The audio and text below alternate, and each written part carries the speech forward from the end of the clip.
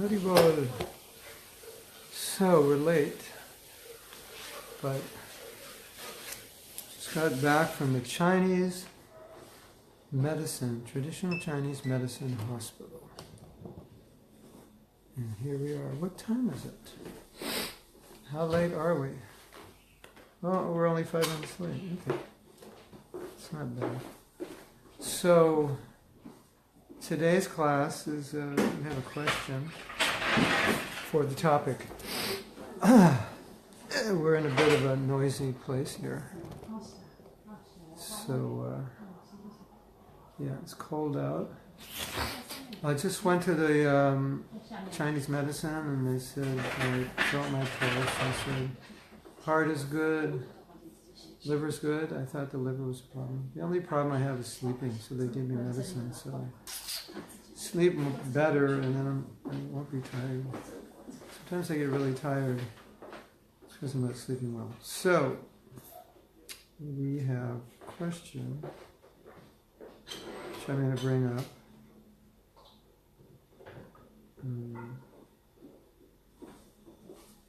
Let me see where the question is. The question is, where's the question? I think maybe it's in WeChat. Hold on. Don't go anywhere.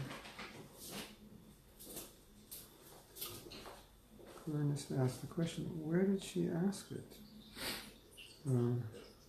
Gurnishta Amrita Radhika. Was it in where? Hold on. I got perhaps the question came. Amrita Radhika, can you, if you have written the question, can you send it to my Facebook? And I just have to do something. And we have to do something here so that we can actually access Facebook. Sindulali ki jai.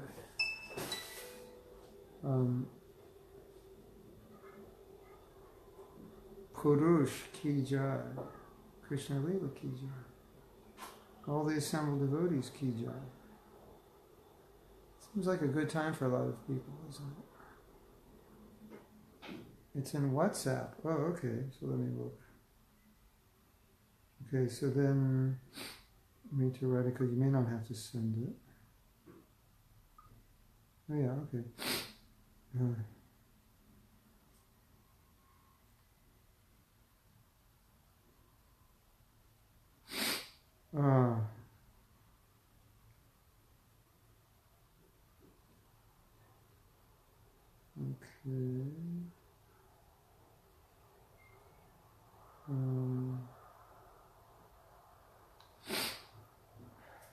Okay, here's the topic for discussion. Jai Vijay ki jai, Sandhi ki jai, Krishna Lila ki jai, Gurnishta ki jai, Amrita Radhika ki jai, Radhika ki jai, Chaitanya Charan ki jai, Amrita Radhika ki jai, Puja ki jai, Madha Jivanani Thai Das ki jai, Sundari Radha ki jai, Meena ki jai. This is a way of saying all glories to the assembled devotees. Raja Chandrika ki jai, Leela Shakti ki jai. Leela Shakti, are you going to be in Mayapur when I get there? I'm getting there on December 18th. You going to be there? Or you're going to be in Vrindavan? I might get to Vrindavan before I leave India because I'll leave from Delhi. Krishna Karshani ki jai. Okay, so this is what we're discussing. We were going to continue on the topic of dissatisfaction. However, if we can focus on how dissatisfaction can come in Krishna consciousness, if health, finances, or work can become stressful, if you know what I mean. I think everyone knows what you mean. So if you're unwell, it is harder to chant good rounds, or if we have a lot of stress with work or money problems, it can cause anxiety, and it can affect Krishna consciousness. I'm not sure if it has been covered. And when trying to focus more on Krishna conscious things, then health and finances get neglected, then we become out of balance, so we become dissatisfied with ourselves for allowing these things to get out of balance. Yes. So, one nice thought on this topic, which I think can help, is that I think a lot of times devotees allow the material stresses and disturbances, whether it be health or financial or relationships or whatever it is, to throw them off. Sometimes to the point where they feel like circumstances are such that it's pretty much impossible in those circumstances to be Krishna conscious. There's another way of looking at it, I think, that can help us. And I was giving this example the other day, and I think it's quite appropriate. When you're trained for a job, you learn how to use the tools, and then you go out and do the work. Or when you're trained in military, although probably none of us have been in military, but you're trained how to use weapons, and then you go out and use them. So in that example, the battlefield is the place where you go and use the weapons. So let's make an analogy here that the world is like a battlefield, or what we have to deal with in our life is like a battlefield. So what are the battles? Well, we have to deal with people, as you said. We have to deal with work. We have to deal with health. We have to deal with financial issues. Everybody has to deal with this. Everyone has relationships. Everyone has a body. Everyone needs money. And everyone has some kind of work. And everybody has a mind, so that's something else we have to deal with. And everyone has emotions, we have to deal with that.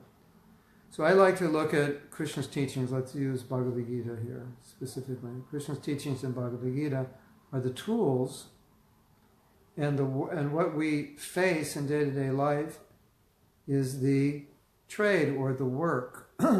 So look at Bhagavad Gita more in the sense that the Bhagavad Gita is not going to make the world better, but it's going to make you better equipped to deal with the world. So in that sense, we could say, at least theoretically, for the sake of discussion, we could say theoretically, that no matter what the job is that we have in the material world, meaning no matter what the problem we face is, in Bhagavad Gita, Krishna's given us some tool for the job. If you do any kind of work, if you're a man, you fix cars or you do carpentry or whatever, it's all about the tools, because if you don't have the right tools, either you can't do the job at all, or you can't do it well, or you can't do it quickly. So tools are everything. So you come across a situation, we need this constructed, we need this repaired. It's all about the tools. If you have the tools and you have the know-how, you can do it. So Krishna's giving us the tools how to deal with everything, because when Krishna says in Bhagavad Gita, if you accept me, you'll become peaceful, he doesn't really say that things around you are going to change. He's saying that you're going to become peaceful. So, in other words, I'm giving you the tool how to be peaceful. So, I don't think we should be distraught or stressed out by anything in this world.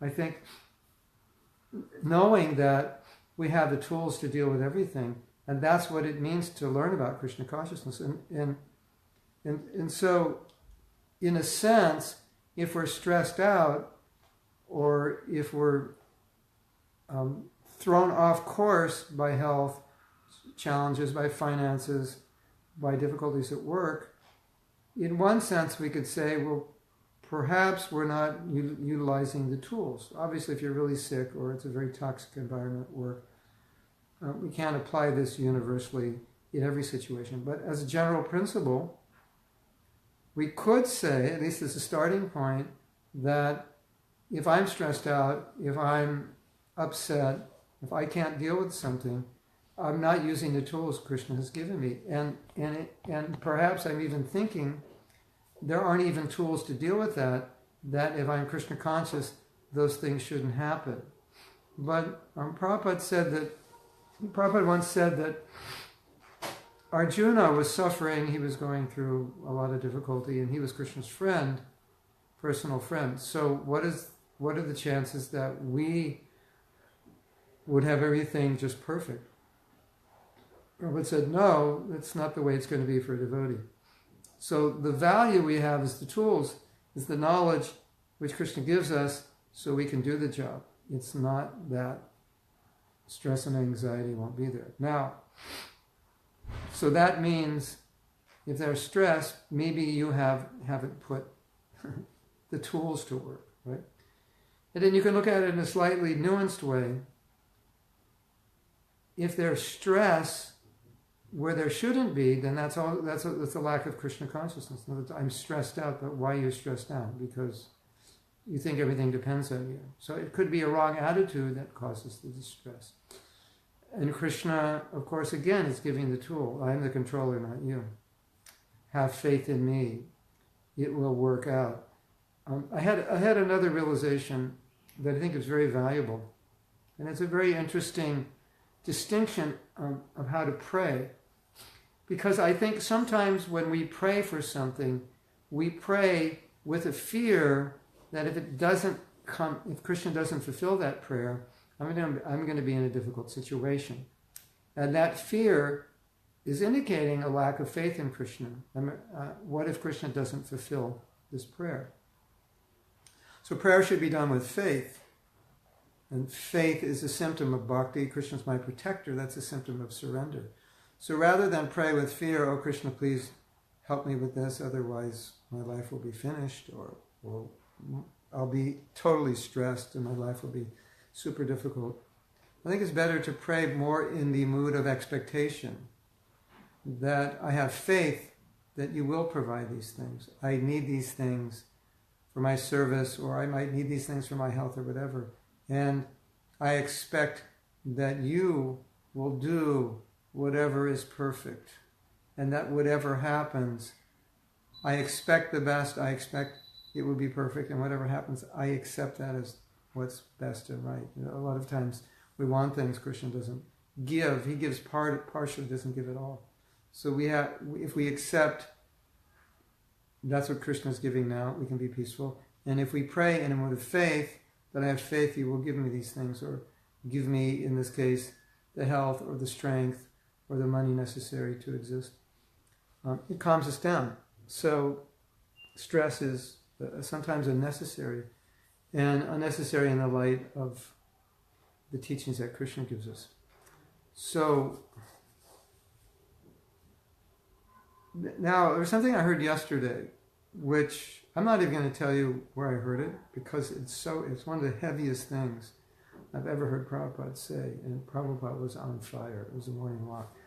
And I thought I had listened to every morning walk many times, but it turns out that I hadn't heard this morning walk before. And I don't know why Prabhupada was talking about this, but we were talking about, he was talking about how human beings are animals, and he was just explaining all the activities that normal people do and how it's all animalistic. And then he got into talking about sex and the entanglement of sex and the entanglement of family life. And he got really, really, what should I say, very direct about it. And one of the points he made is that if you're Krishna conscious, you're satisfied. So you don't need it. It's only a concession. Household life, sex is a concession for those who need it.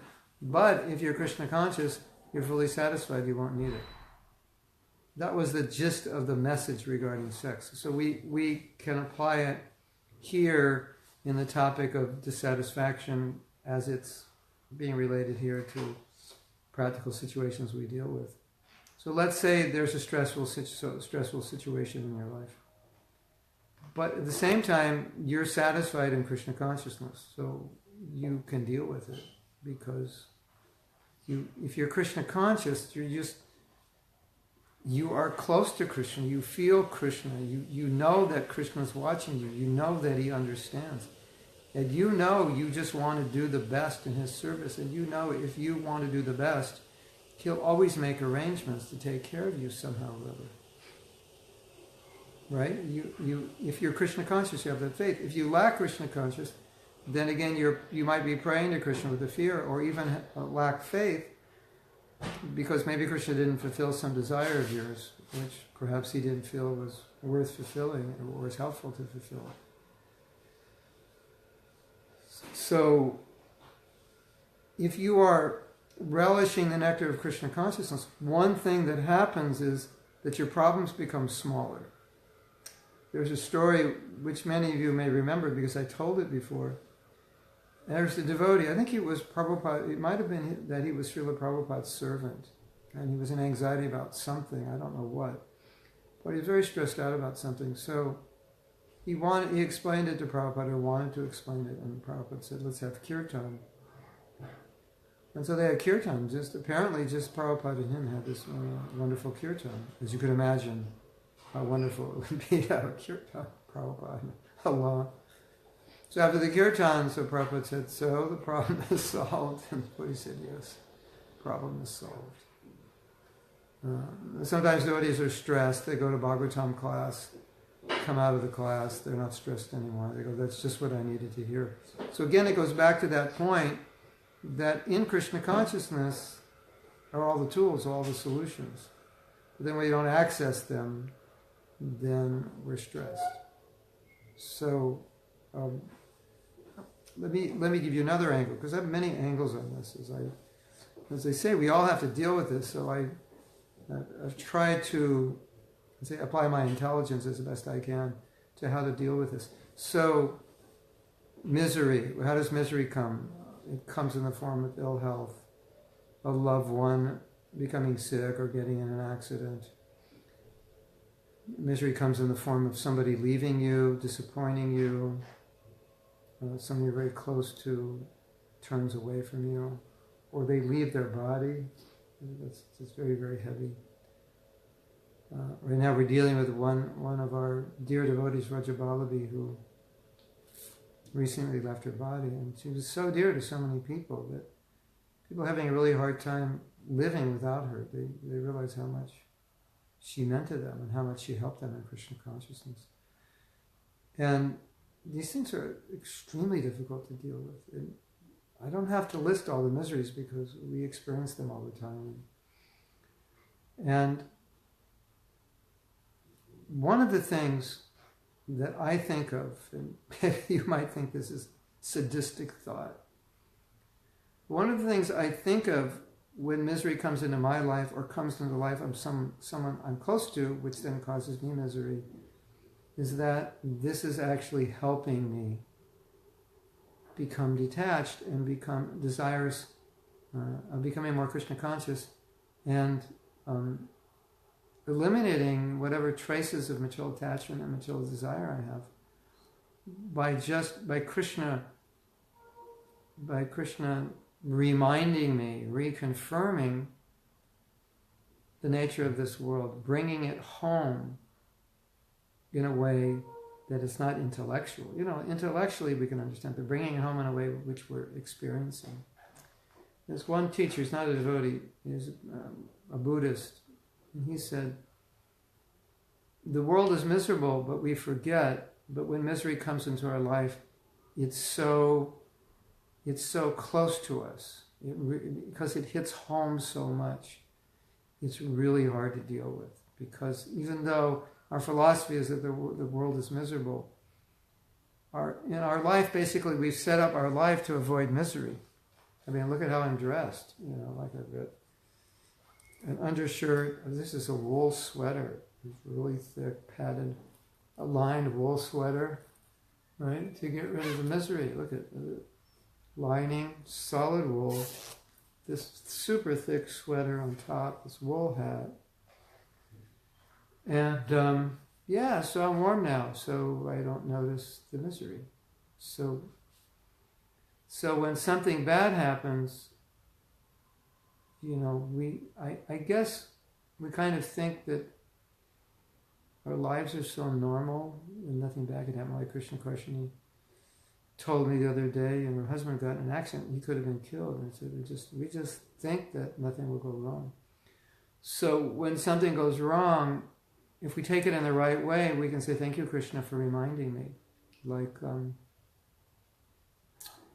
early this year when I had my EKG and they said there's something wrong with your heart, and my wife was starting to freak out, and because the doctors were freaking out, saying, you got to go, you got to do this angiogram, and you might need a stent and this and that. And she's like, what are you going to do? And I said, I'm not going to do that.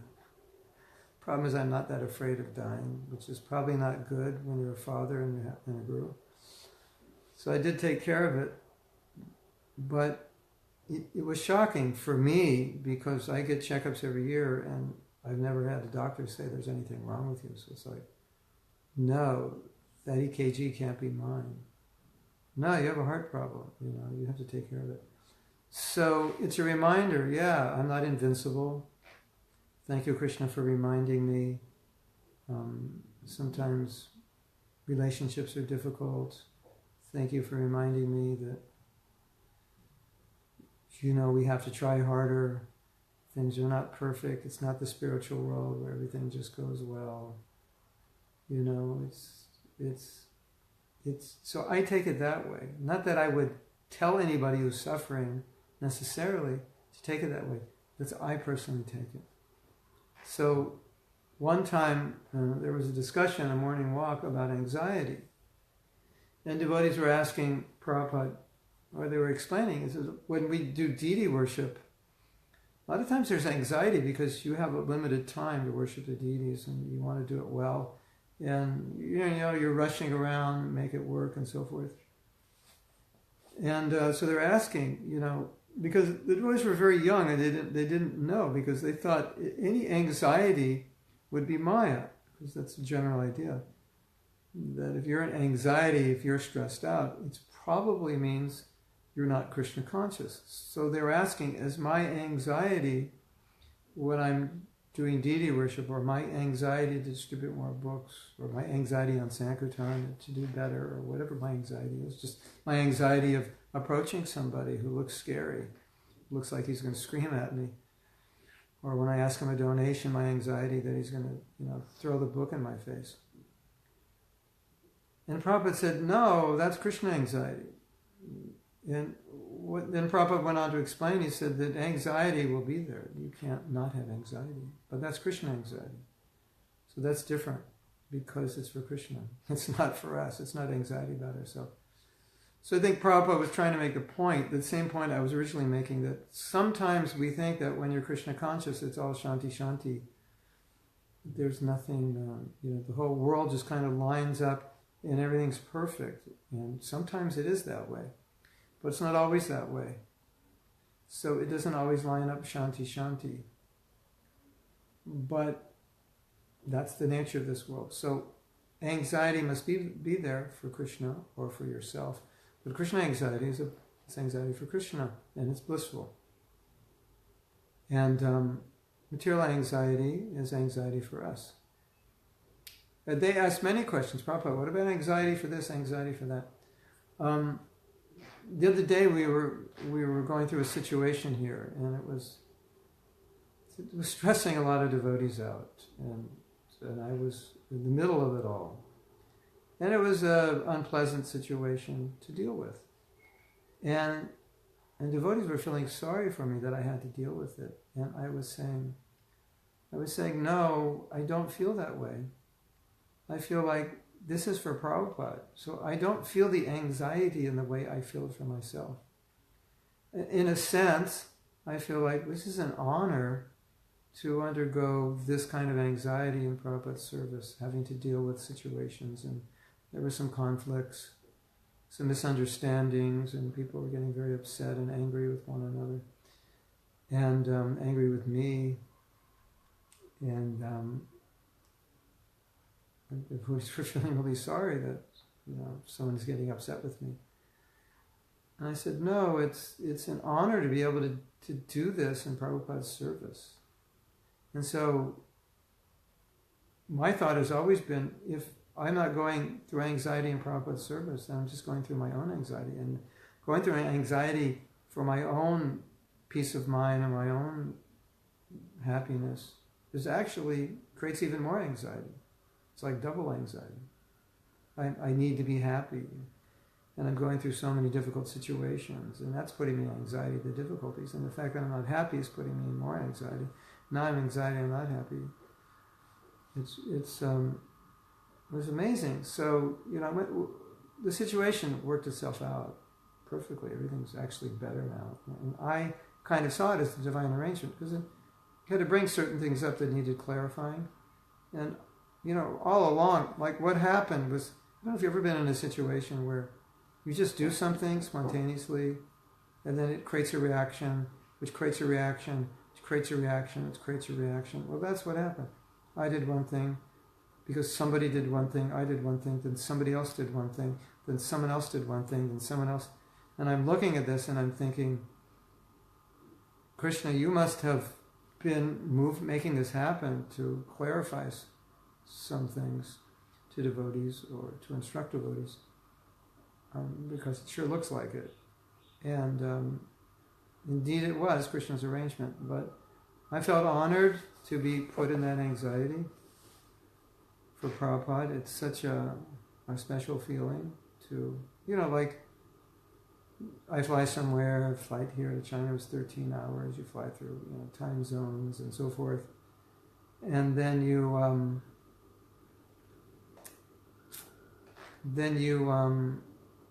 you're tired and long hours and this and that, and people say, oh, that must be hard. Yeah, it's hard, but there's a blissful side to it, because you're serving Prabhupada. You see where you fit in his movement, and you see how you can help.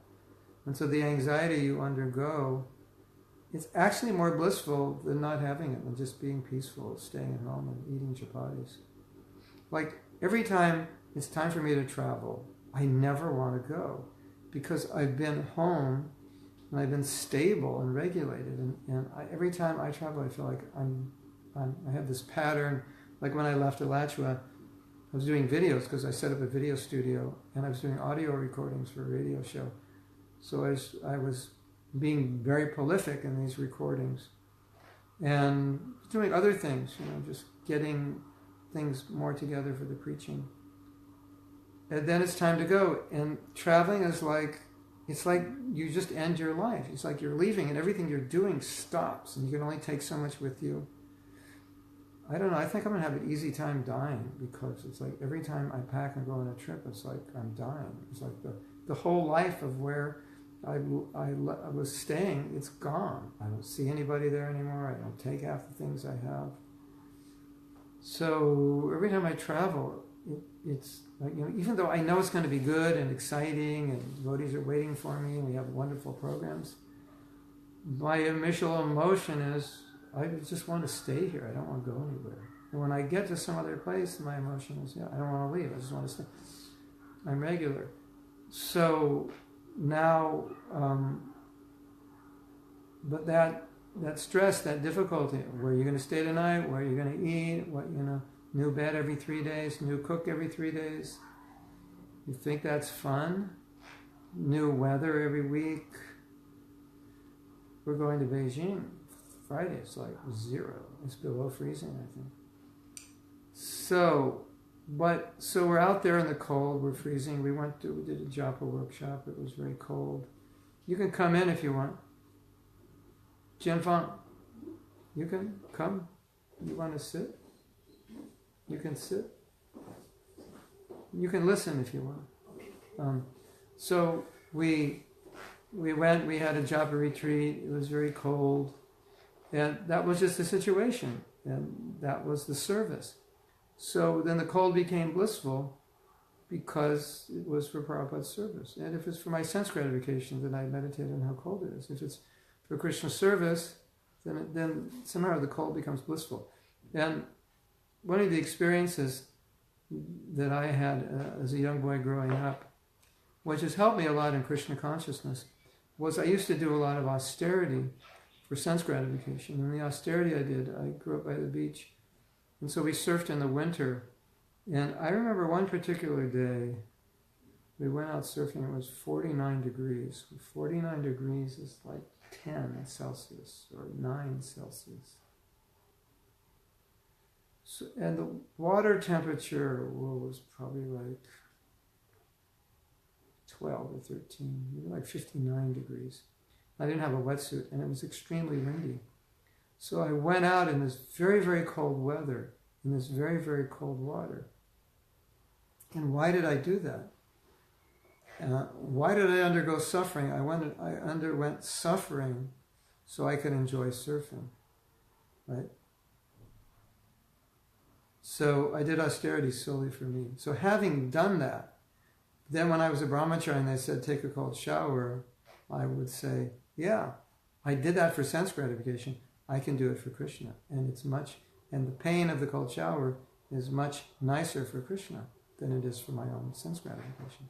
So if we have to undergo some pain or anxiety, but it's for Krishna, it becomes blissful. And Bhaktivinoda Thakur, in one song, he expressed that. I can't remember exactly how he expressed it, but something to the degree that the anxiety in Krishna service is blissful. So that's my personal experience. Probably, I hope that is also your experience. If it's not, you can meditate on these things. And I just think it's such an honor to be able to serve Prabhupada. And if that means undergoing difficulties, then those difficulties are an honor. It's just, we're so fortunate that we have service. And so if there are difficulties in the service, it's just a fortune that Krishna has given us the opportunity to make some sacrifice or do some austerity in his service. So if the service is difficult, it just means it's an opportunity to show our devotion more. So, we have to go on Sankirtan, we have to go preach, and it's difficult, it's cold, whatever. It's just an opportunity. And thank you, Krishna, for giving me the opportunity to do this austerity. It's so... otherwise, I'd be, out surfing doing austerity. I was just with my sister, so this will kind of put this in perspective. I was with my sister. She lives in a place, it was November, so it was a bit cold, I would say in the 50s. And I would say the ocean temperature is in the 50s. And she lives near the beach, and so this is north of Los Angeles, so it's pretty cold up there. And there were guys my age who went out there surfing, and probably they were surfing since they were 15 or 13. I started when I was 13, so probably they were surfing since they were 13, and they're still doing it. So, you're going to do austerity for something. You go to work, you'll do austerity. You'll get married, there's so many austerities. So austerities we can't avoid, but if we can do austerities in Krishna's service, then that's amazing. Now, I just want to address the situation about health, because you're asking about health. And one of the things I think of when, let me tell you the experience we had. That was really interesting. This was so interesting. Back in the 70s, when you went to India, you had to get shots. I don't know, typhoid or something. But the shots made you a little sick. And it was so interesting because the whole Sankirtan party got the shots. And we all got equally sick. And it was so interesting to see how everyone reacted, because we all felt bad to the same degree. But some people just went on like there was no problem. And some people like, I can't do anything, I have to lay down. You understand? We got vaccination shot to go to India. And the shot made everybody sick. So we had a whole Sankirtan party of devotees who were sick. But some continued to do Sankirtan, and some just wanted to sleep all day. Some were complaining, some were not complaining. So it was very interesting to see how devotees were responding to the same disease. You understand? Yeah, it's really funny. So, I think a lot has to do with our level of devotion and how attached we are to Krishna. I don't know, Amrita Radhika, if you heard this story before. It's one of the most amazing stories. I've told it before. It's about Jayananda Prabhu. Jayananda Prabhu had leukemia. And he went to a clinic in Tijuana. Tijuana is in Mexico, just south of the border of San Diego. And south of San Diego is on the bottom of California. And the bottom of California is Mexico. Canada runs above America, Mexico runs below America. So San Diego is the last city in California on the west coast of America before you go into Mexico. And he went to Tijuana because there was a cancer protocol that's illegal in the United States because you can only use chemotherapy and radiation and surgery or whatever prescribed allopathic medicines are there. But it's illegal to treat cancer with other methods. So doctors set up clinics outside of America so people in California can just drive to Mexico. So he went into that clinic and he had leukemia, which I believe is cancer of the blood. It was pretty serious. And he wasn't well at all. Somehow or other, this is amazing, and I hope you all remember this story. If you have trouble getting up early or you have difficulty with sadhana, this story can really help you. He was getting up every day at 3 o'clock. He's got leukemia. I don't know how, it wasn't cured, and I don't know how long before he died he was in the hospital. But I think it was about a year. But I was in San Diego, and so I saw him, and he wasn't that well. For sure he wasn't that well, as you could imagine. And he was getting up every morning in the hospital alone, no devotees, every morning at 3 o'clock. So I think the point is that he was so attached to Krishna consciousness that he wouldn't allow his health to get in the way. Isn't that amazing? Then I'll tell you something else that happened. This is really amazing. And you've all heard of Jayananda and this incredible story. So Jayananda was going around distributing books in the hospital and preaching to people. In fact, he was having Bhagavad Gita class in the hospital with all the patients. Because he was a preacher and he loved Prabhupada and he loved sharing Krishna consciousness. Prabhupada said when you love Krishna, you love talking about Krishna, you love writing about Krishna. Actually, you can't stop. So the hospital stopped him from doing that. He was having Bhagavad Gita class in the hospital. Leukemia, on his way to dying, up at 3 a.m, distributing books in the hospital and teaching Bhagavad Gita in the hospital. Can you believe that? And the hospital stopped him. Said, you cannot preach in the hospital. You cannot have Bhagavad Gita class in the hospital. And you know what he did? He said, if I cannot preach, there's no reason I cannot stay here. And he left the hospital. Is that amazing? He gave up the treatment for leukemia because he wasn't allowed to preach in the hospital. Is that amazing? You understand? Preaching hospital.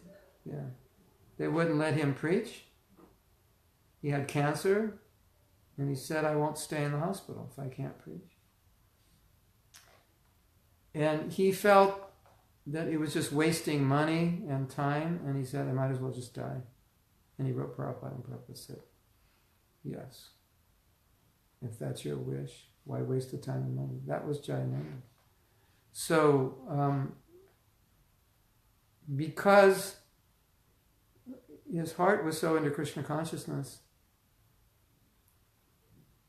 even though his health was bad, he didn't, obviously, it's going to stop you on some level, but it didn't stop his spirit. Somehow he could get up and chant.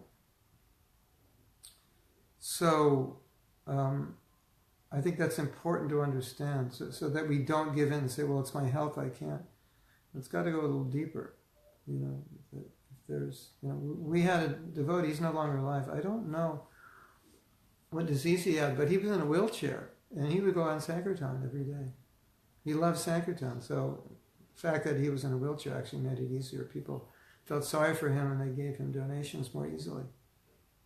So it didn't stop him, and he had to put a lot of attention to his body, but he was so attached to the temple, to sadhana, to coming to class. Actually, his name, he's a Prabhupada disciple, as far as I remember, and his name is Radhanath. So there were 2 Radhanaths. So I think he was a Prabhupada disciple. He died maybe 10 years ago. But I was there in the temple with him, and he was a bit crippled. I don't think he could move like It was difficult to move, and he never complained. He was always blissful. It was he was such a good example. I mean, he had everything to complain about. He was always happy, and he would go to the temple all the time, and he'd preach to guests. He wasn't embarrassed. He looked a little, he looked sick. He actually looked like he was dying. He was very, very thin. But it didn't stop him, and people appreciated him. So, as far as finances, as Prabhupada said, if you serve Krishna, he'll take care of you, have faith. It doesn't mean we should be stupid and mismanage money. But that faith should always be there, that Prabhupada, you may know that Prabhupada said, if you work for somebody, they'll pay you. If you work for Krishna, he'll pay you. Krishna will take care of you. So a little more faith in that area, and a little more intelligence in managing money and spending it wisely. And then you said work. I think I have two thoughts about work. One, if the environment is extremely toxic, it's probably and unhealthy, it's better not to work there. But sometimes you can learn, you can become stronger in environments that are difficult than you can be in environments that are more conducive, because it actually requires more Krishna consciousness. This sounds strange, and it's not something that you would really try to back up with Shastra. And I'm saying this a little bit with a grain of salt. I can't say this as an absolute Shastric injunction, but I'll relate my experience. And I think you'll understand my experience. That sometimes being in a situation which is not conducive to Krishna consciousness forces you to be more Krishna conscious than being in a situation that is, because in the situation that isn't, if you're not Krishna conscious, you're going to fall. So you have to be strong. In a situation where you have a very supportive environment, even if you're weak, you get picked up by it. So as you know, I lived in Mayapur, and I found living in Mayapur extremely easy to be Krishna conscious. And when I'm out of Mayapur, I find I actually have to try harder, because the environment's more antagonistic. And years ago, when we had a jewelry business, my wife and I started bringing things back from India. In the 90s, we lived in India. So we thought, well, why not buy things in India? We come back to America every year. We go back to India every 6 months. We were teaching at the VIHE, helping manage. So we thought, well, why not buy things, jewelry and this and that, and we'll sell it in the malls and at street fairs and so on. So we did that. And then gradually we saw more and more what was selling the most was jewelry, ladies' jewelry. So then we kind of specialized in that.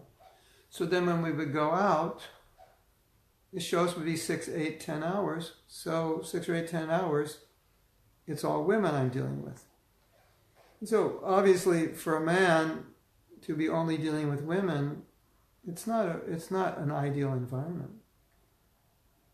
But it actually made me extremely strong, because I realized that I have to be extremely pure to be in an environment in which I'm dealing with women all the time. If I'm not pure, I'm going to get very affected by it.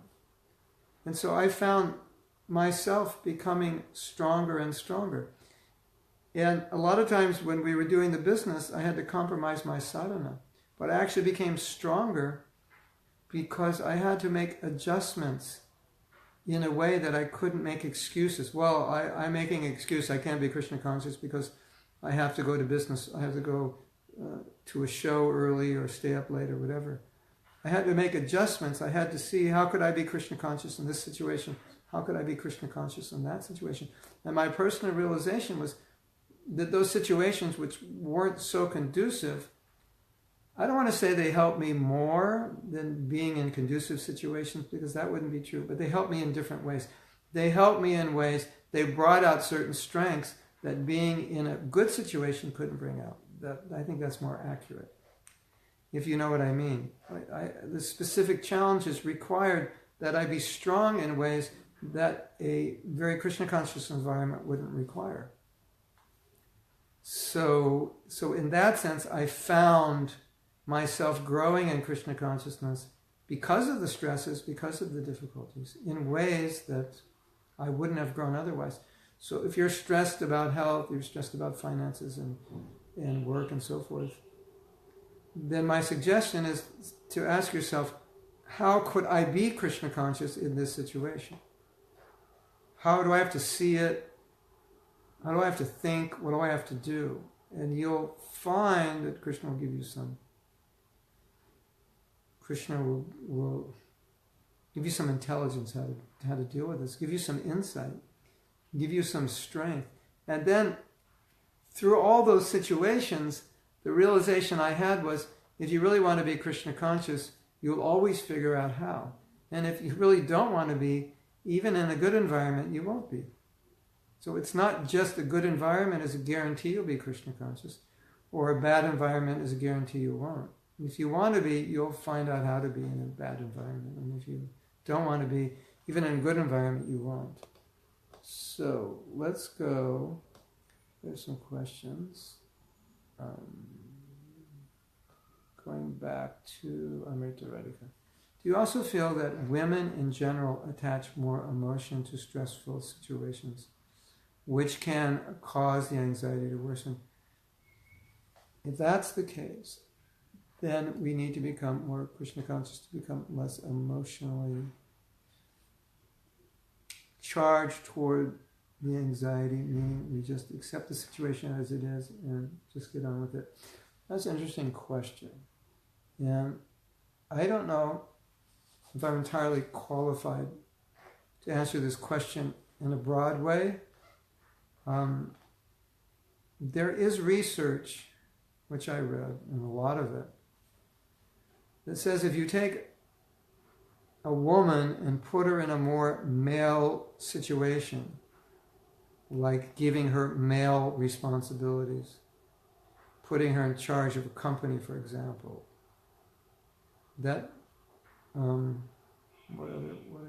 this was in relation to work. If you give women the same responsibilities, you run this department, a man, you run this department, the woman will experience more stress than the man in general. Not in every case, but generally the woman will find it more difficult than the man. You could imagine taking half the women in the world and half the men in the world, putting them in the military. Probably the women would have more stress in general than the men. No? In Shanghai maybe it's different. Shanghai women are tougher than the men. But generally the research says that if you take a man and a woman and put them in a very traditionally male-oriented environment, they'll be more stressed. And if you put a man in a traditionally female-oriented environment, he'll be more stressed. Like leave the man home alone with the kids, he'll find that difficult.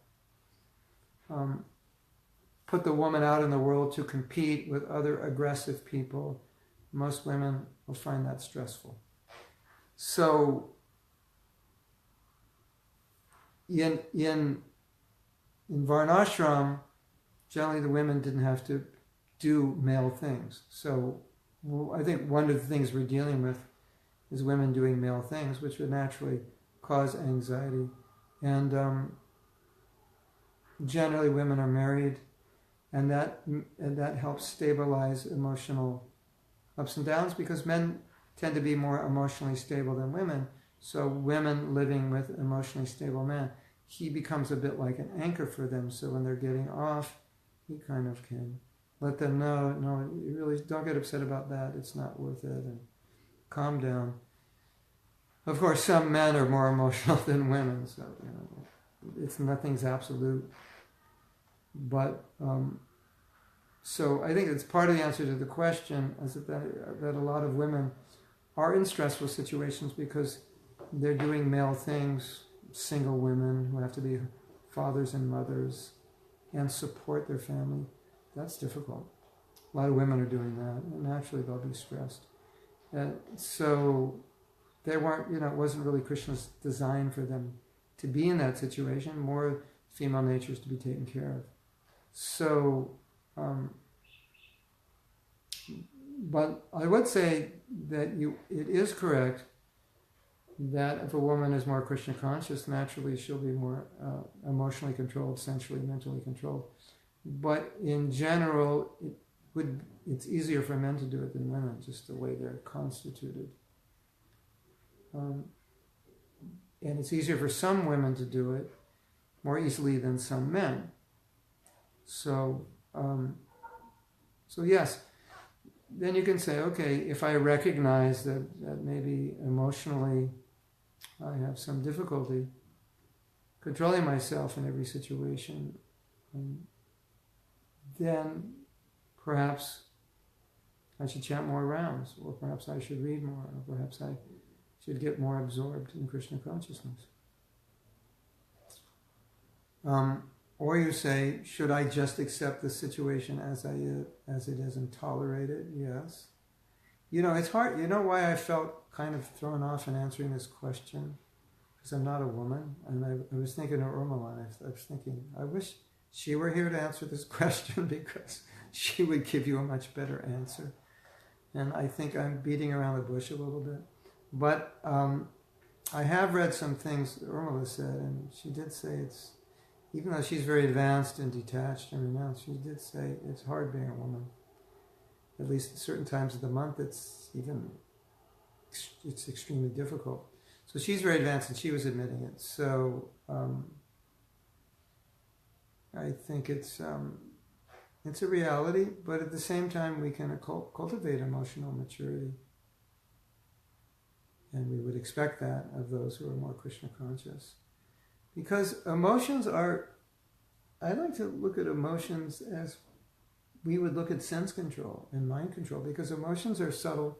It's the subtle aspect of the mind. So controlling the mind, that's obviously a practice that we all have to do, men and women. And controlling the emotions are when the thoughts turn into feelings. So when we talk about controlling them, we don't necessarily mean you won't have them or you won't feel them. We just mean you'll be able to deal with them better. You might feel it, but you don't say it, you don't act it out. So obviously, the more Krishna conscious you are, the more control you would have. And also, the happier you are, the less negative emotional experiences you would have, generally. But have you ever seen that chart? There's like 50, what do they call those? Emoticons, 50 faces. And the title of it is The Emotions a Woman Goes Through During the Day. And it shows all these different emotions: happy, sad, stressed out, fearful, anxiety, sleepy, so many emotions. Right? Then the other chart is the emotions a man goes through in the day, and it shows him kind of waking up. Then one emotion, one face, kind of a blah face, what we call poker face, just kind of nothing. And then his eyes close and he goes to sleep. And that's the emotions men go through. So, as you could see, men have it a little easier in general. I don't know if that answers your question, but it's. I think it's really a question a woman should answer. Why don't you ask your Urmila, and then you can tell us next week. Why don't you write her? See what she says, and then you can tell us. Okay.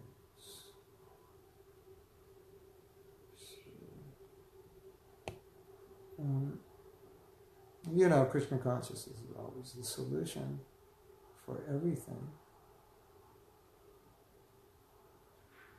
But, the other answer would be, which I guess was my first answer, knowing that women are a little more emotionally charged, don't make sure you're not in situations that emotionally charge.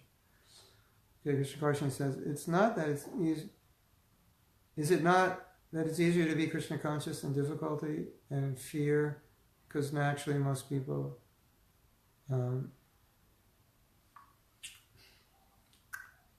hold on a second. Whenever someone writes a new one, the old one gets covered up. most people are taking shelter in God and Krishna conscious when things are going well. Yeah, they take shelter when things are going bad. So maybe if we'll be able to be Krishna conscious in good and bad times, and Krishna doesn't have to put us in difficulty. Yeah. Well, it's harder to be Krishna conscious when things are good. When things are bad, it's easier. But what you just said, I've said often because that's my experience. Because the difficulties Krishna puts us in are for our purification.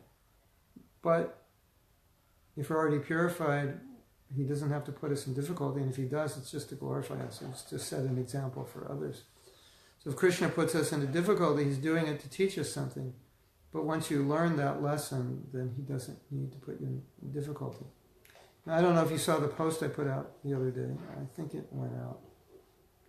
And I was, I was going through some difficult situation, and my rounds were really good because the situation was difficult, and I needed more shelter in the holy name, just to give me some peace and some strength.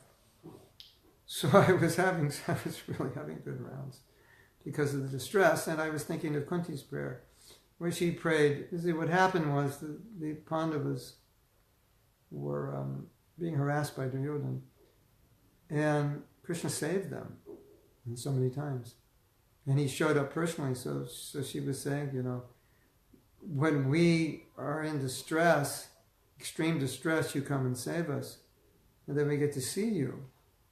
And then by seeing you, we don't have to see birth and death.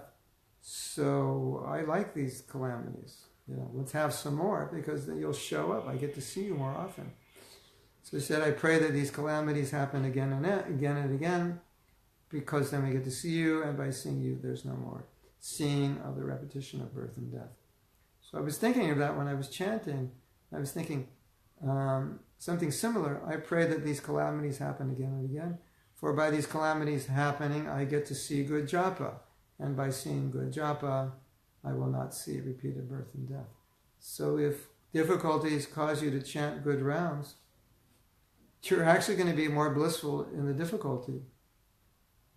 You understand? Yeah. What's blissful is Krishna, not Maya. So think if everything's nice, I'll be happy. No. Everything's not nice, but because it's not nice, it makes me more Krishna conscious, then I'll be happy, even though it's not nice. Because what was not nice impelled me to chant better rounds, or to be more Krishna conscious, or to find more inner strength, or somehow come closer to Krishna. So then the difficulty becomes extremely blissful. So then I can pray for difficulty because I'll chant better rounds. Isn't that interesting? Of course, a lot of devotees don't want to pray for difficulty because they know Krishna may not fulfill my desires for certain things, but if I pray for difficulty, we all know Krishna will say, okay, you pray for difficulty, no problem. We can arrange that easily. Our world's already set up. It works that way. You'll just touch a few buttons and you'll have misery. So I think most devotees don't pray that way. They're afraid because they know Krishna will do something. But don't be afraid. If the misery is going to help you become Krishna conscious, you'll be happier. Don't you agree? And as I said before, if you're not very advanced and things are really good, you can forget Krishna very easily. And Krishna doesn't want you to forget him, so I've been getting these massages, and this devotee who's doing the massages, he's the best masseuse that I've ever had. And he can go down your body, and he can feel where it's tight. And when he feels where it's tight, he works on it. And where it's tight is where it hurts. And it hurts a lot. You've heard of Chinese torture. Well, I'm experiencing it every day. And after class, I will experience more Chinese torture. Chinese torture? His massage is torture.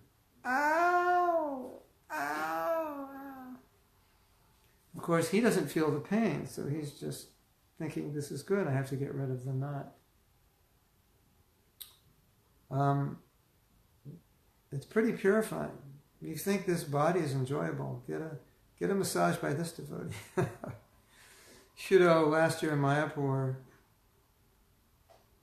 Narari Prabhu said he went to medical school, and they said something like 97% of your body causes you pain and only 3% can give you pleasure. Isn't that interesting? Tongue gives pleasure, genitals give pleasure. What else gives pleasure? Well, the eyes, the ears, the nose. Well, the rest of it gives you pain, or potentially can give you pain. So, sometimes pain is good. I'm having a lot of realization I'm not the body. Or I'm having a lot of realization about the pain of material life when he massages me. Some of it is like, stop it or I'll punch you. It's like that. It's like that painful. Like, I'll kill you if you don't stop. Like, I can't take the pain. It's too intense. So, but it actually makes me more Krishna conscious to be in pain. And Prabhupada said in the Bhagavad Gita that sense gratification is the enemy, because he said, when there's sense gratification, you forget Krishna. That feeling of satisfaction is like, that feeling of satisfaction that comes with sense gratification makes you think like everything's okay. And a lot of times Prabhupada talked about that anything that makes you think everything is okay, it's not okay. That's the enemy. So anything you do that makes you think everything's okay, everything's good. Life is good. Maybe we should make a t-shirt. Life is not good. Life is not okay. You're getting old and you're going to die. It is not good. That's not good. Or life can be better. Life can be better. Life is good. No, life can be better. Hare Krishna. Here is the Chinese torture agent who just came. This is the devotee. You can just look at him and you can see he's the incarnation of Chinese torture. He's paying obeisances. He's going to get up. Say hello to everybody. Yuan. Hare Krishna. Hi. Say hello. Hare Krishna. There he is. You see. I go. He makes me remember I'm not the body. So, Amrita Radhika says, Sankirtan in terrible conditions is still somehow blissful. Guru's mercy. So we just have to see how our material work is also related to Krishna, so it can become blissful. Yeah. See, the thing is, say you love somebody, right? You have restaurants, candlelight, nice music. It creates an environment where love will grow. That's the idea of a restaurant, right? A nice romantic, or the word romantic environment. A stroll on the beach in the summer. It's really warm. The moon is out. That's a romantic environment. A place where your love will grow. So like Vrindavan is the Krishna conscious romantic environment, Mayapur, the temple, right? But even if you're not in that romantic environment, then it's not that you can't think of that person or that person's not in your heart. It's not that you need that romantic environment. It just helps it. So when you're Krishna conscious, it's not that when you go to work all of a sudden, okay, no Krishna consciousness. It's not possible. Krishna consciousness is a relationship with Krishna. What? So when you walk into the doors at work, it's not possible. Your relationship with Krishna finishes. It goes put on the pause button when you walk in, and then you hit the pause button again when you walk out at night. It's not like that. And I know that sounds like a joke, but actually a lot of devotees think like that. They tell me, I can't be Krishna conscious at work. It's a relationship. You're with Krishna everywhere. A relationship always exists. So why would walking into a building with a lot of people that aren't devotees destroy, disturb, make you forget Krishna, lose your relationship? Of course, we know why, because the modes of nature are very prominent there. But let's look at it this way. You say, if you love somebody, you think of them. It doesn't matter where you are, you think of them. So we have to see it that way. If we are a little attached to Krishna, then wherever we are, we think of him. That's what's important for us. Is that okay? Kama Gayatri ki jai. All the way. Kama Gayatri is all the way from Mauritius. Vijita is all the way from Hong Kong, which is not far from where I am, so it's not all the way. Mrita Radhika is all the way from Australia down under, mate. And Krishna Karshan is all the way from Poland. And Alaksha is all the way from Mexico. And Krishna Karshan says, we are all on different levels of Krishna consciousness. We can see that some devotees are continuing the process from previous life. Yeah. So for them, it is much easier. And for many, things are much more natural for devotees.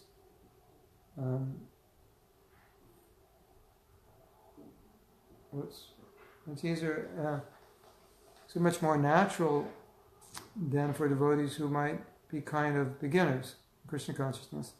And it looks that they just started the process recently. I believe that. Comparing ourselves with others and their level of devotion could be dangerous, yes. It makes us even discouraged, yes, especially when we are aware of our limits and we don't have such a high level of devotion. Yeah, and I just heard something which is so interesting. It could be a whole class. Now, in the Gita, Krishna says, those are pious in this life and the past life, then they'll come to bhakti and will be determined to be Krishna conscious.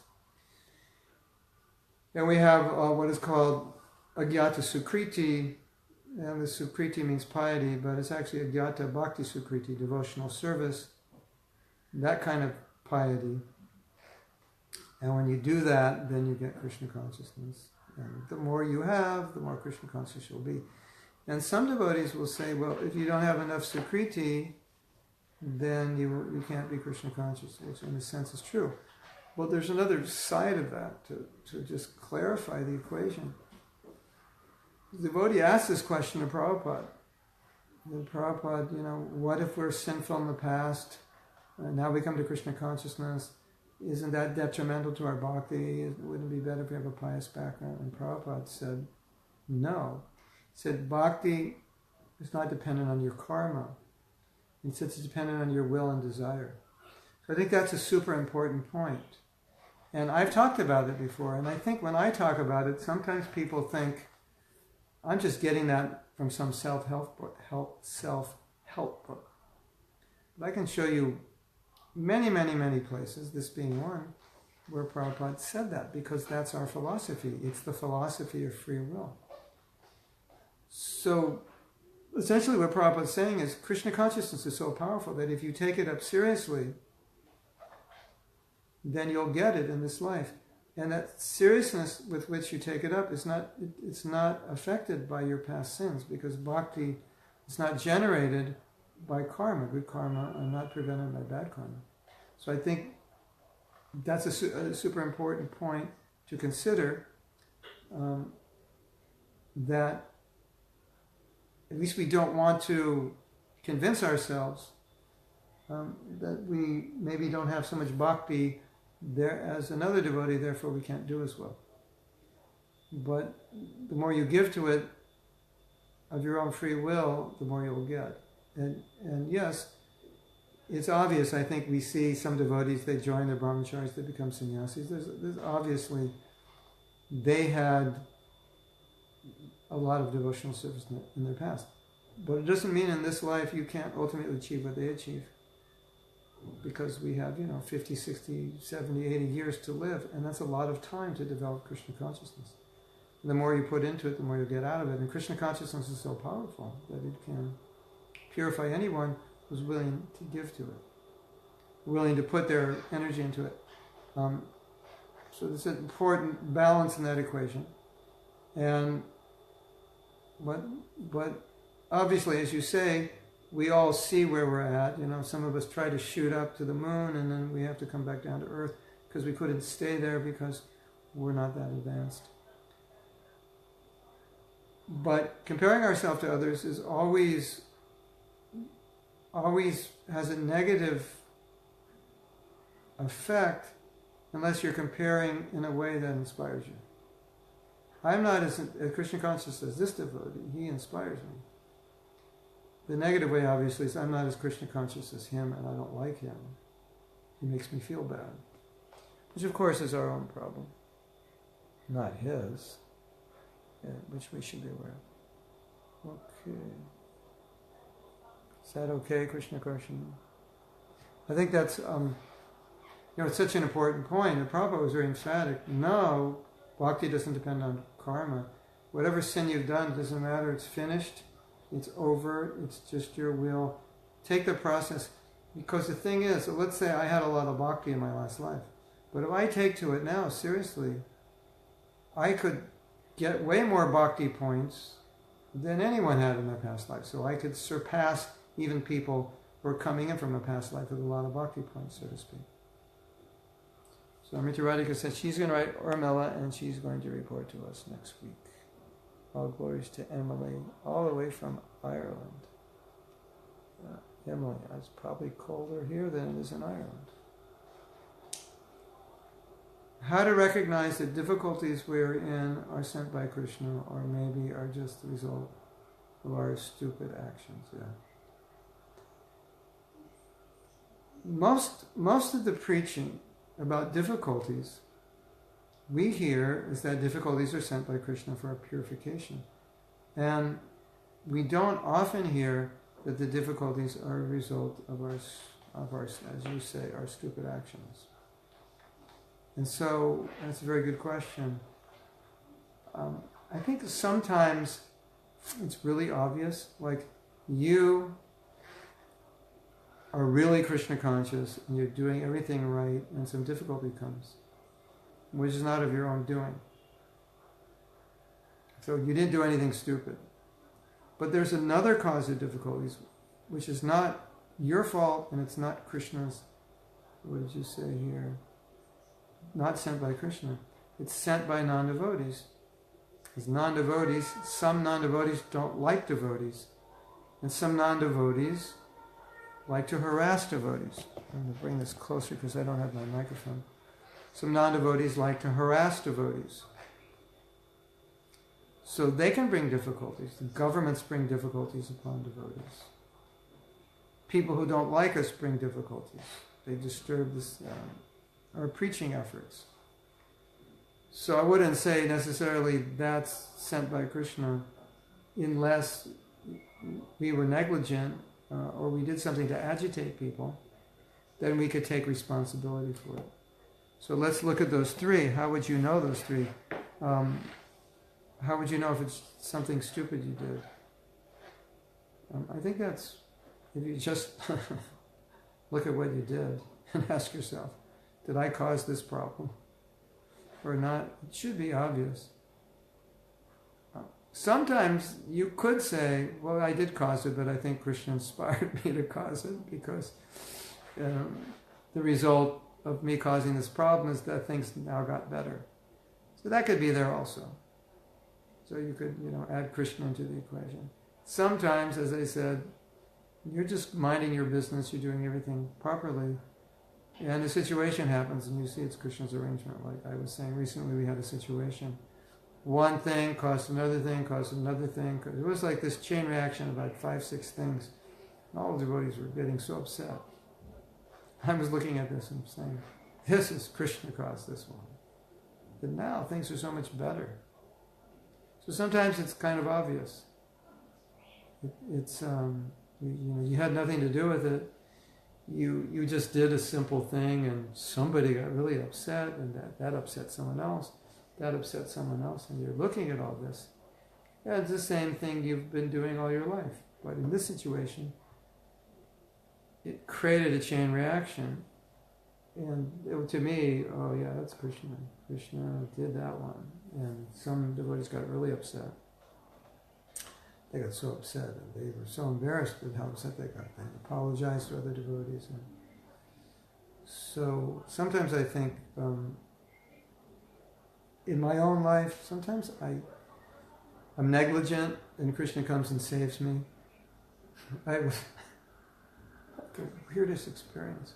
I may have told you. I was traveling somewhere to somewhere and I thought we had traveled into a new time zone. So I looked at my phone and indeed we had traveled into a new time zone because my phone adjusted. This is an ad for Oppo phones. Don't buy one because they don't know how to tell time. It was an Oppo phone that adjusted to a time zone 2 hours earlier. So I was in a big airport. I had like 6 hours in the airport. And we had just decided how, we were kind of branding me for a profile in what kind of clothes you wear as part of the brand. How do we want to dress? I don't want to present myself. I want a suit and tie. So we kind of decided, and there was a shop in the mall in the airport, and I had time. I said, well, maybe I'll see if they have any clothes, and I found some. And then I was kind of strolling back. It was like, flight was in 2 hours. And as I'm coming about, maybe 100 yards from the gate, it was in a foreign country, so they saw me as an American, so they knew. It says, your name Martin Hudson? I said, yeah. I said, the flight has been booked, you're the last person. I said, what time is it? And it turns out it was 2 hours later that the clock, the Oppo phone, thought it was 2 hours earlier. And I thought it was 2 hours earlier, and it wasn't. So Krishna saved me. There's so many times like that I'm just like, innocent mistakes, and something happens, and do you need help here? I'll take you. So Krishna's mercy, Krishna saves us. So I think sometimes it's obvious, and difficulties are obvious. But if you're a little introspective, you should be able to see your own mistakes. And don't blame Krishna. And Prabhupada said that once. Don't blame Maya for your mistakes, or don't blame Krishna. Krishna did it, Maya did it. No, Prabhupada said you did it. Because what happened was just neglect on the part of the devotees. And Prabhupada said, no, it was your stupidity, not Maya's. Nobody else. My Guru Indradinva Swami said that we should not pray for difficulties like country is having, because we are all in serious troubles being in the terrible world. In other words, we have enough difficulty. We can't deal with anymore. We don't have to pray for them because they're already there. I wonder if you pray for difficulties, if Krishna will say, no, you don't need them. I won't put you in difficulty. What Bhakti-tirtha Swami prayed for? He said, Krishna, whatever you have to do to help me advance, do it. Whatever you have to give it to me. Whatever you have to take away, take away. I just want to advance. That is very elevated. Not many people could pray that way. Not many people could handle what Krishna would send to them. So I guess your Guru Maharaj knows the level of advancement of most of the devotees. So most of the devotees probably wouldn't be able to handle a prayer like that. Pooja says, many devotees today in ISKCON are more Krishna activity conscious than being conscious of Krishna, actually. Will that help them rise above the nodes and be pure someday? It might not. Depends on the consciousness with their acting. If they have good sadhana and their motives are pure in service, even if they're not remembering Krishna, they will become purified. If they have bad sadhana, and it's not getting any better, although they're doing a lot of service, it's going to be a problem for them. And maybe there's some problem with their mood of service if their sadhana isn't good. Or maybe they're just not attached to sadhana. You say, in the long run, of course, doing service will purify you. But you have to do it with the right attitude. Otherwise, the purification will take longer. That's exactly how it works. The better the consciousness, the faster the purification. But is it not that some scars from previous lives limit us somehow in being sincere and determined in getting bhakti? you know, Prabhupada's answer was so interesting. That's why I said that. I don't know if I said it, but I'll say it now. That topic requires a whole class. And I don't even know if I'm the one most qualified to give it. It's a subtle point. It starts with the principle that bhakti is not caused by anything material. Bhakti is caused by bhakti, it's caused by the mercy of the devotee. The cause of bhakti is bhakti, nothing material. That's point one. So point two is if bhakti cannot be caused by anything material, then nothing material can stop it. Now Bhaktivinoda Thakur said something very interesting. He said, sinful activities only affect the body and mind. Aparad affects the soul. So aparad can stop bhakti. Sin cannot stop bhakti. Isn't that interesting? He said, if you offend somebody, just anybody, that's sinful. If you offend a devotee, it's aparad. So the sin will affect you materially. Bad things will happen, body and mind. But it can't prevent you from being Krishna conscious, because that once you chant, you wipe out all the sin. You do bhakti, it wipes out all the sin. So, nothing material can cause bhakti, nothing material can stop bhakti. So how do you get bhakti? You get bhakti from pure devotee who engages you in service. You get bhakti by doing bhakti. And we say agyata sukriti. It means unknowingly you're doing bhakti. And so if you accept it, you have the will to do bhakti, then, I don't know what's going on out there. Then, if you have the will to do bhakti, Prabhupada said, that's the main thing. Because you have the will to do it, you do it, and it's the bhakti that generates more bhakti. One time a reporter said, what do you get by chanting? He said, you get more chanting. The reporter wasn't expecting that answer. I don't know if he understood it. What do you get by doing bhakti? You get the desire to do more bhakti. And you get more of a taste from the bhakti. And you get more purified, then you want to do more. And you get addicted. It's kind of what Prabhupada meant. So bhakti creates more bhakti, more bhakti, more bhakti. So if you're doing bhakti, it's so powerful that it doesn't matter. Now, yes, you could say, like, I don't know if you, Krishna know anything about golf.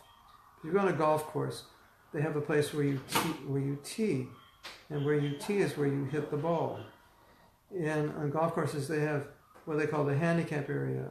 A lot of times, like younger people or people who aren't good golfers, sometimes women, will go to the I think they call it handicap. Handicap just means the tee is closer to the hole. And then for the better golfers, it's further away.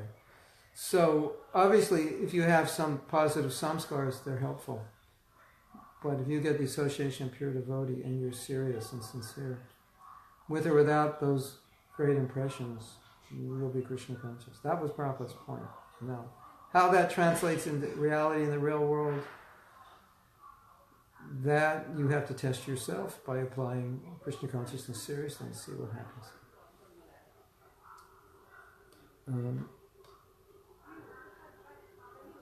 So, yeah.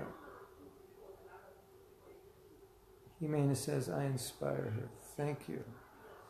And this is getting late, for me anyway. This is the last one.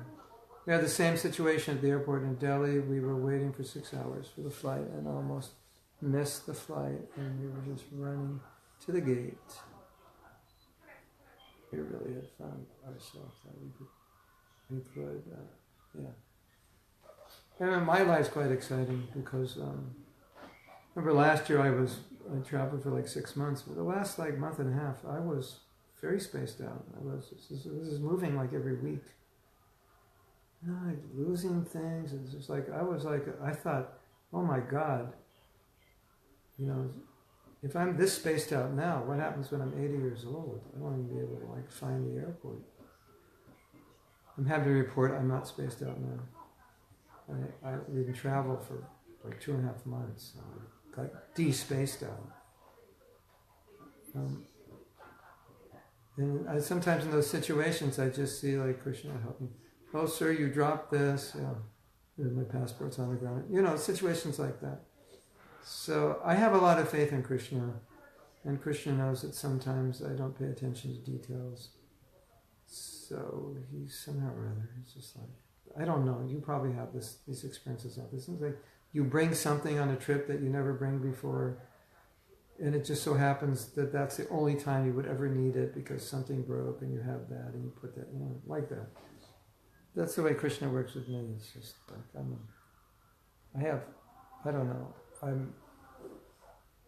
I just have so much faith that I guess I sometimes don't pay attention to details, thinking Krishna will make up. I'm not recommending that process, but sometimes I do. Just feel like, you know. How subtle is aparad? Even if we think something judgmental towards a devotee, this will affect our bhakti? Yes, it will. Skanda Purana, I believe. You see a devotee and you're not happy? Aparad. Wow. Now, is that a heavy aparad? No. Unless it's a very elevated devotee. One of the interesting things about aparad you may not be aware of.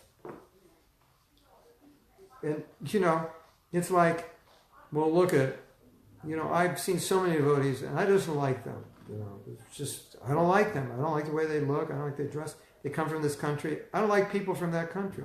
So, you know, I'm a devotee. I chant Hare Krishna. And, you know, just like, leave me alone. You know, don't throw those shlokas at me that you have to be happy to see a devotee. Otherwise, it's an aparad. You know, why don't you just like erase that out of the Skanda Purana? That's so fanatical. And I don't experience that. And, you know, it's just human. Some people you just don't like. I'm just a human, you know, way off me. Leave me alone. Okay, I understand that. We're humans and, you know, some of you maybe don't like Mongolians and some of you may not like people from where? From a little village in Africa. Okay, I understand that. But when you understand the dynamics of achieving perfection in chanting the holy name, you understand that you have to come to Shuddhanam to get love of Krishna. You will not get love of Krishna no matter what you do if you don't get Shuddhanam. And you cannot get Shuddhanam. Shuddha means pure. You can't chant a pure name if you're offending devotees. And so you might say, well, look, you know, I don't like people from Mongolia. There's plenty of Mongolian devotees I don't like. And, you know, I chant my rounds every day. Yeah, you don't chant good rounds. You can't because you're offending devotees. It's just, your rounds will never get that good. You can go to every japa retreat that was created. And still your rounds are never going to get that good because you're committing offenses to devotees. So that's the problem. And so that's why we think it's not bad because we don't feel it, because the universe didn't crash on my head. Everyone still loves me. My job, haven't been fired. It couldn't be an aparad. Yeah, look at your japa. And you'll notice your japa, you know, your snicking, ram-ramming could be a result of aparad. You get up in the morning, you do a million things other than chant, could be a result of aparad. You're trying to chant good rounds, you can't, you're not feeling it, you're bored, could be a result of aparad. But understand, as long as there's aparad there, you're not going to achieve Shuddhanam. And Shuddhanam is the goal, because that's how you get love of Krishna. Does that make sense? Have you ever heard that before? I think it's very important to understand. When I go to Mayapur, I'm going to give a class on Nam Aparad, because my realization by studying this topic from Bhaktivinoda Thakur is most devotees actually have no idea what Nam Aparad is. They just don't know. They recite the 10 offenses. They have no idea what those 10 offenses mean. They think they know what they mean, but after you listen to the class, we're going to do it from, I think, December 26th. Every night we'll do like 2 hours till December 30th. Something like that. We'll let you know. I think you're going to realize that you didn't really understand the aparads. And I think this is one thing that we don't understand. Shuddhanam, you can't get Shuddhanam if you're committing offense. And even not to be unhappy to see a devotee or be disturbed, it's an offense. Skanda Purana says it. So not a huge offense. You'll go on in your bhakti, but it does affect your chanting to some degree. Okay, so many questions. But that was a good one. We almost missed the flight because we took care of an almost 90-year-old man who was alone and even did not know where he was. Sounds like me. Yeah, Krishna took care of you because you took care of him. Yeah, I wasn't sure how subtle it was. Yeah, it's very subtle because you may not notice it, but if you're having difficulty with your rounds or difficulty with something in bhakti, it could be due to aparad. So, we lose the desire just to chant Hare Krishna, and that could be due to aparad or something. So you have to be very careful. So, can I go now? I have your permission? We went an hour and a half. And it's nice seeing you all. And hopefully we'll be able to broadcast next week, although next week we're going to be at a retreat. So we'll see. I could be exhausted. I have given classes when I was half asleep. I think last time at the retreat, one of those evenings I was giving class, and I shouldn't have given class. I should have been sleeping about 2 hours before the class. So we'll see if we can do it. Hare Krishna, all glories to Srila Prabhupada. We will see you soon, hopefully.